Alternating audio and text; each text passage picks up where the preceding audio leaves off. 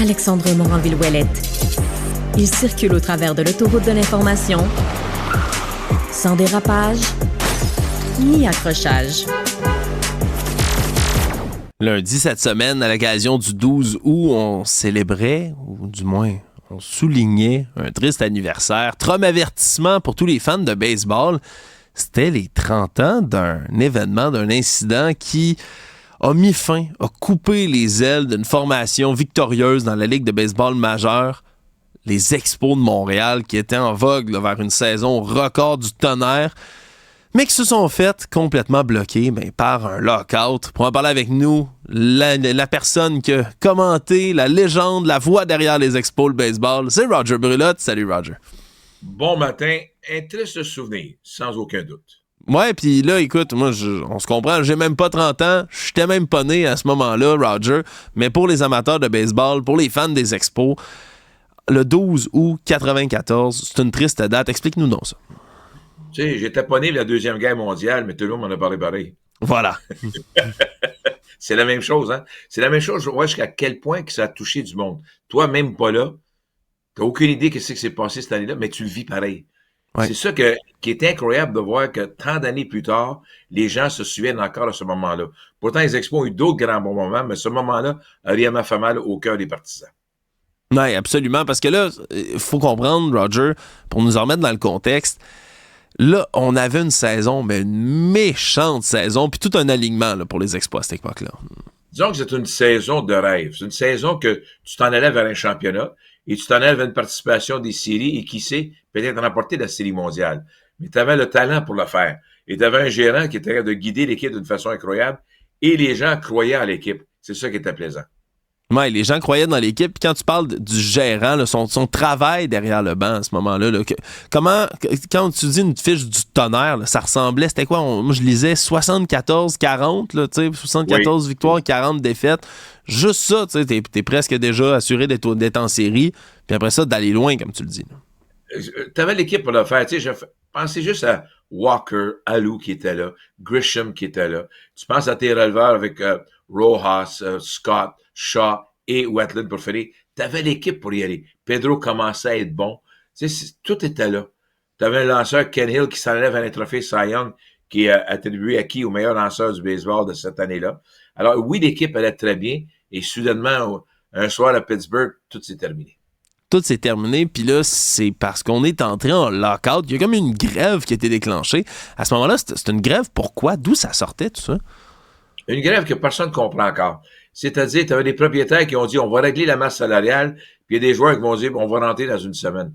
Mais on a eu 7 fois des problèmes de négociation avec les joueurs. Mais les autres fois, c'était jamais en fin de saison. Fait que quand tu arrives en fin de saison, au mois d'août, il ne te reste pas grand temps pour négocier. Et là, tu dis, ça donne quoi pour continuer? Alors, les propriétaires ont pris une chance et c'est une tâche qui va rester sur le baseball, tout comme le scandale de 1919 quand les joueurs pariaient sur les équipes. Une tâche qui fait mal. Une tâche de millionnaires qui sont battus et que ça n'a rien donné. Oui, parce que on se comprend, un lockout, on en a vu dans d'autres sports. On l'a vu au hockey, je pense que c'était en 2005. Là, c'était déjà arrivé aussi. Il y a une saison qui est comme tombée à l'eau. Mais la saison a comme pas commencé. Là. On a arrêté, on a tué ça dans l'œuf, on a skippé une saison, puis on est passé à autre chose.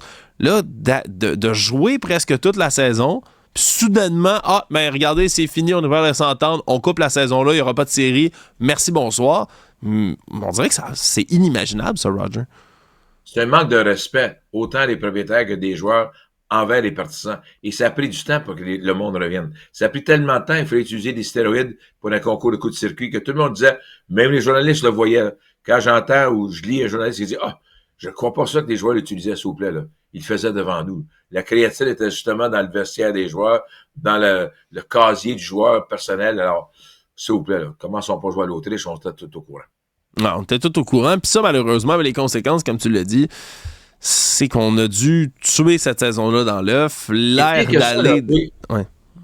Tu sais, ton point, on a tué la saison, mais on a empêché des gars comme, tu regardes, Clemens, Bonds, Maguire, Rodriguez, on les a forcés à prendre des stéroïdes à l'époque pour les coups de circuit. Et là, le baseball s'est fermé les yeux. On dit, non, il n'y a pas de problème là, s'il vous plaît. Là. On a fermé les yeux et après ça, on les a suspendus. Est-ce que c'est logique? Aucunement. Ouais, puis tout ça en ignorant en plus mais le côté de santé, hein, le côté plus personnel des joueurs puis de l'utilisation de drogue comme celle-là. On s'entend, Rogers, c'est pas du monde qui... Ça leur a pas fait du bien à leur santé pour le reste là, de leur carrière. Là. Mais c'est parce que tu regardes des joueurs qui nous ont quittés pour un autre monde assez jeunes. C'est tout ça le résultat des produits des gars qu'ils ont utilisés, j'ai aucune idée. Mais on a perdu beaucoup de jeunes joueurs. Mais moi, ce que je trouve de valeur, c'est que quand tu perds une saison dans le sport, c'est pas comme travailler. Tu ne le prends pas pour travailler une année de plus. Tu viens de perdre une année de talent. C'est ça qui est difficile. Oui, parce que la marche du temps se perd, Roger. Hein, c'est ça le problème. Je veux dire, pour un athlète, ta fenêtre d'opportunité, c'est un 10, 12 ans. Hein? Et tu peux, on va faire un lockout, on va faire une grève. Non, tu ne rajoutes pas un an. C'est pas comme ça que ça fonctionne. Mais les gens me posent la question, est-ce que 94 a fait mal? Sans aucun doute. Mais 95 a fait encore plus mal lorsque le groupe de propriétaires n'a pas voulu investir plus d'argent. J'ai rencontré M. Brochu, que j'étais un des premiers à le critiquer ouvertement. Et ce qui me fait de la peine, c'est des années plus tard, je m'aperçois que j'avais tort de le critiquer autant. C'est-à-dire, c'est que si lui avait pris l'argent pour payer les joueurs, pour les garder, l'équipe s'en allait en faillite. Et les propriétaires qui étaient là, une commandite, n'ont jamais voulu réinvestir d'autres argent. C'est le même groupe de gens qui ont vendu l'équipe pour absolument rien et qui ont tous perdu leur investissement et que l'équipe aujourd'hui vaut pas loin de 2 milliards. Tout un investissement. Ouais, c'est un peu la même affaire avec les Nordiques de Québec aussi. Là. Chaque fois qu'on se met à faire de la lecture de chiffres... J'ai pas osé le dire, mais c'est la même chose. Hein? Ah, ça, mais c'est la même chose. Notre collègue Mario Dumont, là, ici, en parle constamment. Là, ça le hante. Puis moi aussi, je t'avoue, là, Roger, de voir à quel point, tu sais, hey, vendre ça pour une coupe de millions, quelque chose comme 50 millions à l'époque, puis là, ça vaut des milliards aujourd'hui. À l'époque, eux autres. Les expos 104, ils vont chercher, écoutez bien, là, ils vont chercher un propriétaire, un vendeur d'or. OK? Et Philippe Allou, au camp d'entraînement, la première journée, lorsqu'on a annoncé que M. Lauria était le propriétaire de l'équipe, il nous a dit, dans son vocabulaire incroyable, il dit, n'oubliez pas une chose, un vendeur d'or, c'est pas un acheteur, c'est un vendeur. Fait que quand il est allé chercher l'équipe, il dit c'était pour la vendre. C'est ça qu'il a fait. Il l'a vendu. Puis il a fait une fortune avec Miami. Parce que, alors, regarde ça, là. 94, OK, la grève est là. Mais tu sais que tu as une bonne équipe. Tu reviens avec les mêmes joueurs. Le monde va revenir. Et tu avais 2 choix. Mais 2 choix qui t'apportent tes fruits. Tu signes les joueurs et tu gagnes. Ça veut dire quoi? La construction d'un nouveau stade, il n'y a pas de problème. Il n'y a pas de problème parce que tu as un produit pour le faire. Tu perds, tu vends les joueurs. Tu ne pouvais pas perdre. C'est ça qui est malheureux. Tu ne pouvais pas perdre. Mais les propriétaires, le groupe ne voulait pas investir de l'argent. Fait que quand on vise le manque d'argent, ne visons pas seulement M. Brochu, regardons ce qu'ils ont. Ils nous donnent les excuses qu'ils veulent. Aujourd'hui, ils n'ont pas mis l'argent. Peut-être 5 millions par actionnaire. C'était des compagnies. Et je pense que c'était ça la faiblesse. Même faiblesse qu'on a eue avec les Nordiques, c'était des entreprises et pas assez de gens avec de leur argent personnel.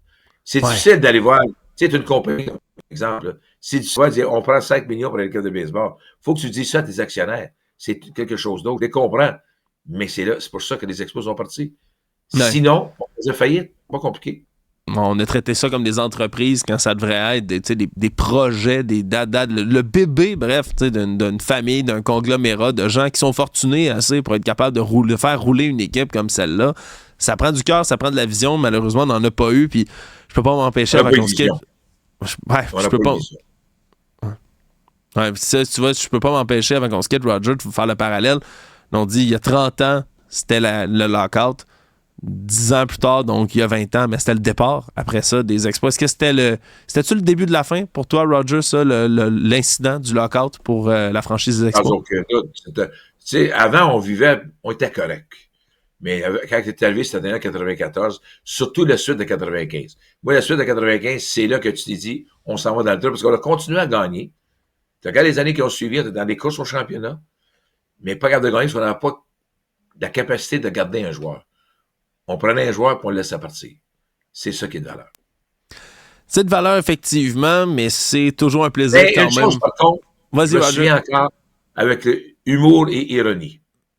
Lorsque les Nordiques nous ont laissé partir, on a laissé partir les expos, parce que les gouvernements nous ont dit, Avec le départ de ces deux équipes-là, nos routes seront meilleures, nos écoles seront meilleures, les hôpitaux seront formidables. Non, Roger, dis-moi pas ça. Mais c'est arrivé, Roger, c'est arrivé. Nos routes sont meilleures, nos écoles sont meilleures, nos hôpitaux sont meilleurs. Ça c'est arrivé, n'est-ce pas? Ça valait la peine de ces parties nordiques, de ces parties des expos. Écoute bien, là. On rapportait juste pas loin de 100 millions par année. C'est normal, là. Parce que Imagine, c'est des ironie avec humour. C'est ça qu'ils nous ont dit. J'ai mal en dedans, Roger, parce que c'est le système de santé, 75 millions, là, comme pour les Nordiques, ça le mange comme en une semaine, sur un 75 millions en quelques jours, c'est c'est disparu dans le système de santé. Tout est meilleur, faut jamais oublier ça. Là. Ben, tout est meilleur. Et sur cette note d'espoir et non d'ironie, n'est-ce pas? Roger Brulotte, c'est toujours un plaisir de parler avec vous de baseball. Au plaisir, là. Au revoir.